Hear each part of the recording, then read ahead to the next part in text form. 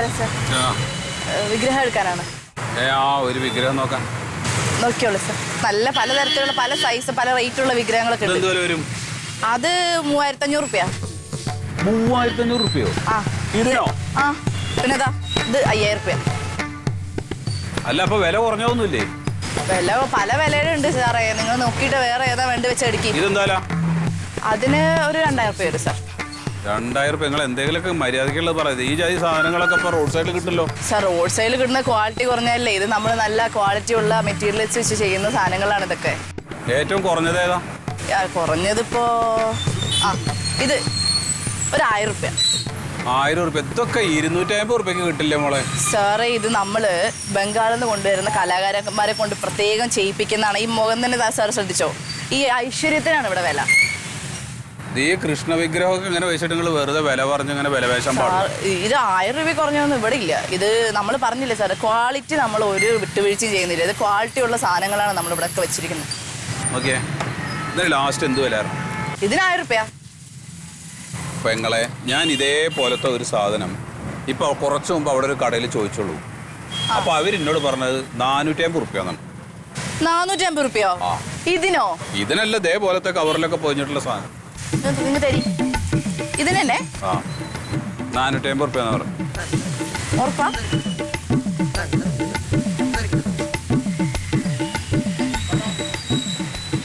എന്നാ 450. 450 തന്നോളി. ഉണ്ണീസ് പ്രൊഡക്ഷൻസ് പടക്കങ്ങൾ വെറുതെ ഒരു വേണം. നീതാ വീടുന്നത് കത്തിച്ച് അടുത്ത പഞ്ചായത്തിലാണ് ഇത് പോയി നിൽക്കരുത്. ആടുന്ന് കെടൂല, ആടുന്ന് പോകടുത്ത പഞ്ചായത്തിന് ആ പ്രത്യേകത ഇല്ല. ഉണ്ണീസ് പ്രൊഡക്ഷൻ സ്വന്തം കൈപ്പടി ഞെരിഞ്ഞമർത്ത. എന്താ വേണ്ടവനെ? എന്താ വേണ്ടേ? നിനക്കിത് വേണ പൈസ കൊണ്ട് നീ നീ പൊട്ടുവന്നാ നിന്നെ ഞാനിന്ന് ഒന്ന് സിമ്പിളാണ്, കാര്യം സിമ്പിളാണ്. അത്രയല്ല ഒരു ചെറിയ സിമ്പിൾ. എനിക്ക് വേണ നീക്ക് പൊട്ടിയാ എന്നാ പൈസത്തിന് പോണോ? നിങ്ങൾ നേരെ പകുതി പൈസ തരും. അമ്മിട്ടേക്കാൻ എനിക്ക് നല്ല ആരോഗ്യമുണ്ട്. നീ ഒരു കാര്യം ഇത് വെറുതെ എടുത്തോ. ആരെങ്കിലും എതിരാളിന്റെ കേട്ട് പൊട്ടിച്ചടാ. ചെറിയ പൈസക്ക് വമ്പൻ ആദായത്തിൽ വിഷു പ്രമാണിച്ച് ഞാൻ നമുക്ക് സ്വന്തം കൈപ്പടി ഉണ്ടാക്കിയ കരിമരുന്ന് കൊണ്ട് ഞാൻ നിർമ്മിച്ച കുത്തിയിരുന്ന് വളരെ കഠിനമായി നിർമ്മിച്ച വെട്ടിശാലയിലെ വെട്ടികളാണ് ഉണ്ണീസ് പ്രൊഡക്ഷൻസ്. ഏതാ എന്താ പടക്കം? ഇതിനൊന്നും ശേഷി നിൽക്കില്ല. പടക്കം എന്താ? ഹലോ,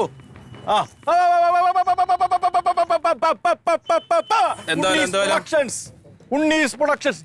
കടയിൽ 200 രൂപ കൊടുക്കണം. വേറെ 25 രൂപ എടുത്താ മതി. ഇതെന്തായാലും 25. കരിമരുന്ന് ഒറിജിനൽ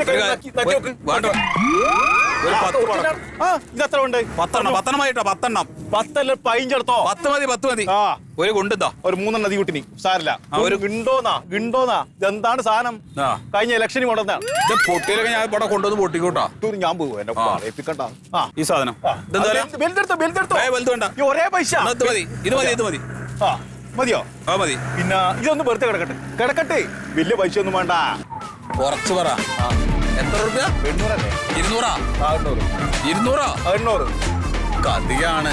800 രൂപ എന്ന് പറഞ്ഞാൽ 2000 രൂപ കൊടുക്കേണ്ട മരുന്നല്ലേ? ആയിക്കോട്ടെ. പെട്ടി ഉണ്ണീസ് പ്രൊഡക്ഷൻസ്. എന്താ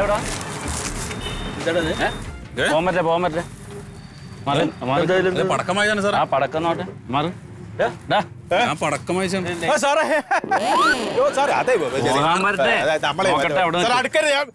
പൊട്ടിച്ചളയാ അടിക്കല്ലേ ഇവിടെ വെക്കണേ സാറേ. ഇവിടെ പടക്കം ലൈസൻസ് നമ്മളെ ചെറിയ ഒരു കഞ്ഞൂടിയാണ് ഇത്. നമ്മൾ സ്വന്തം ഉണ്ടാക്കുക സാർ. ആകർഷിക്കാൻ വേണ്ടിട്ട്. ലൈസൻസ് എവിടെ? ലൈസൻസ് ഇതിന്റെ ലൈസൻസ് ഇല്ല സാറേ. ഇതൊക്കെ എവിടുന്ന് പഠിച്ചതൊക്കെ? ഞാൻ സ്വന്തം ഉണ്ടാക്കുന്നതാണ്. സ്വന്തം ഉണ്ടാക്കിയിട്ട് തോന്നിയ സ്ഥലത്ത് വെക്കാൻ പറ്റില്ല. ഇതൊക്കെ എടുത്തിട്ട് സാറേ, ഞാൻ അത് വാങ്ങിക്കാൻ വേണ്ടി വന്നതാണ്. നീ വേറെ പടക്കക്കടയിൽ പോയി ലൈസൻസ് ഇല്ലാത്തടത്ത് വന്ന് മേടിക്കണം എന്തിനാണ്? അല്ല, നീ രാവിലെ തൊട്ട് തുടങ്ങിയാലെന്ന് വേഷം കിടണം. മാറിക്കണം അങ്ങോട്ട്. അവനെ പിടിച്ച വണ്ടി കയറ്റി കയറിയാ നീ വണ്ടിയിൽ. സാറേ, ഞാൻ ഒന്നും ചെയ്തില്ല. എടുത്തിട്ടാ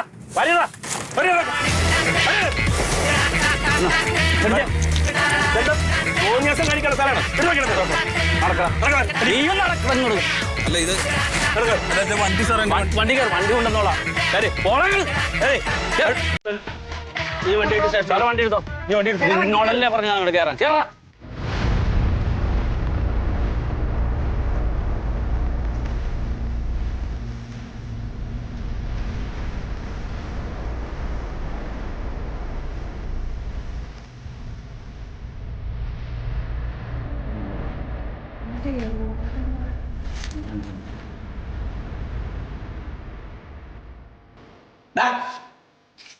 പടക്ക കച്ചവടം നടത്താൻ ലൈസൻസ് വേണമെന്ന് അറിയില്ല എനിക്ക്.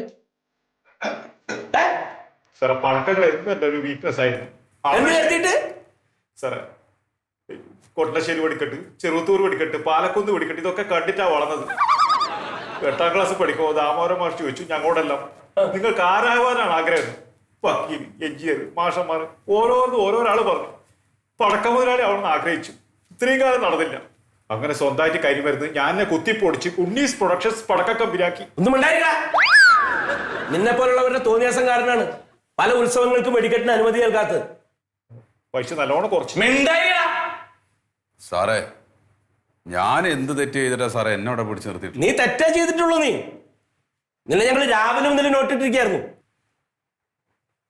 ആ പൊല്യൂഷൻ സർട്ടിഫിക്കറ്റ് ഇല്ലാന്ന് പറഞ്ഞപ്പോ നീ എന്താ പറഞ്ഞത്? ഒരു ദിവസമല്ലേ കഴിഞ്ഞിട്ടുള്ളൂ എന്നാ. സാറേ അത് ഒരു ദിവസം. എടാ അങ്ങനെ നിയമം പറയണവന് നിയമവിരുദ്ധമായ സ്ഥലത്ത് നിന്ന് സാധനം വാങ്ങാൻ പാടില്ല. ഇതെനിക്ക് അറിയില്ലല്ലോ സാറേ. അറിയണോ അത്? റോഡ് സൈഡിലെ ഒരു മേശപ്പുറത്ത് പടക്കം വെക്കുന്നത് നിനക്ക് അറിയില്ല അല്ലേ?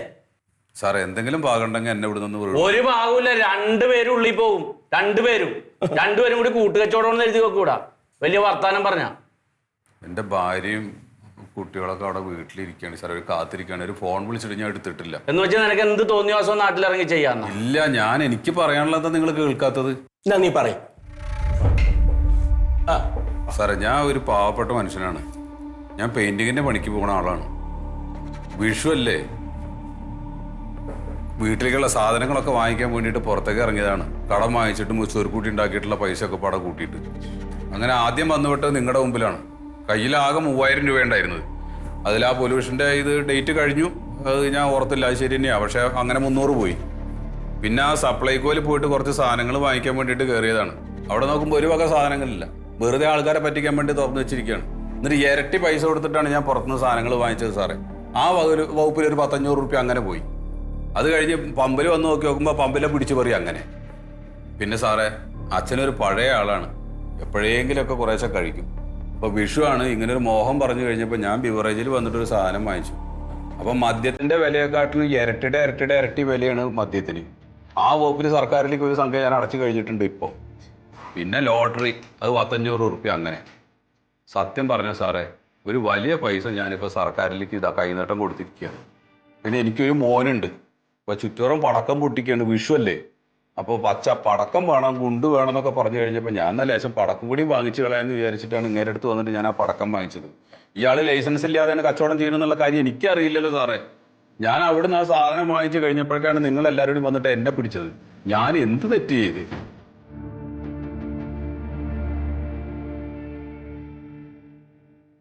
സാറേ എൻ്റെ കുടുംബം അവിടെ കാത്തിരിക്കുന്നുണ്ട്. ഈ പിടിച്ചുകൊണ്ടുവന്ന സാധനങ്ങളൊക്കെ നിങ്ങളുടെ അടുത്ത് എനിക്കൊന്നും വേണ്ട. നല്ലൊരു ദിവസമാണ്, വിഷു അല്ലേ. ഞാൻ എൻ്റെ കുടുംബത്തിൻ്റെ കൂടെ പോയിട്ട് പട്ടിണി കിടന്നവാ സാറേ. ദയവ് ചെയ്തിട്ട് എന്നെ ഒന്ന് വിട്.